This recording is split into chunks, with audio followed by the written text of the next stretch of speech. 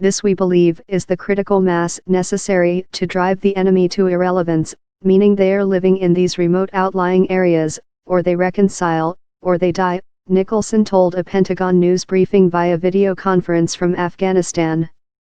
His remarks carried echoes of a strategy that began in 2009 and was accompanied by a massive surge in U.S. forces, which peaked in 2011 at more than 100,000 troops. Many areas that were regained during operations eventually reverted to Taliban control when Western forces turned them over to the Afghans. The U.S. military presence is just a fraction of its peak levels today. President Donald Trump sent an additional 3,000 troops to Afghanistan in recent weeks, bringing the total number of U.S. troops to about 14,000.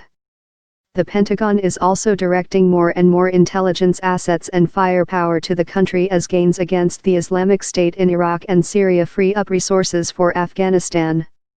That has allowed for a major increase in U.S. airstrikes, which Nicholson said reached their highest level this year since 2012.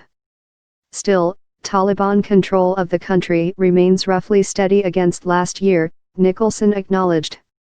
As of August 13, % of the 407 districts in Afghanistan were under Taliban control or influence, compared with 11% in February, according to a report released last month by the U.S. government watchdog, the Special Inspector General for Afghanistan Reconstruction, SIGA.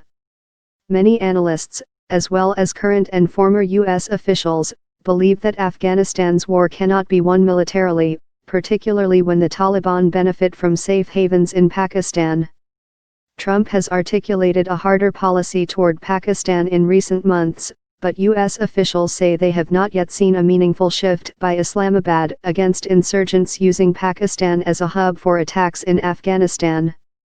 The Afghan army also suffers from deep structural problems, including high casualty rates, rampant illiteracy, corruption, and a frequent lack of tribal ties to areas where they are sent to fight.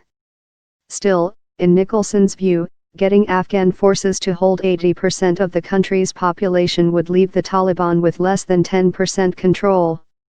Maybe the rest is contested, he said. One way that Nicholson hopes to increase pressure on the Taliban is to curb their financing, and he showed videos to Pentagon reporters of U.S. strikes in recent days against Taliban opium factories. He cited estimates of between 400 and 500 opium factories in Afghanistan.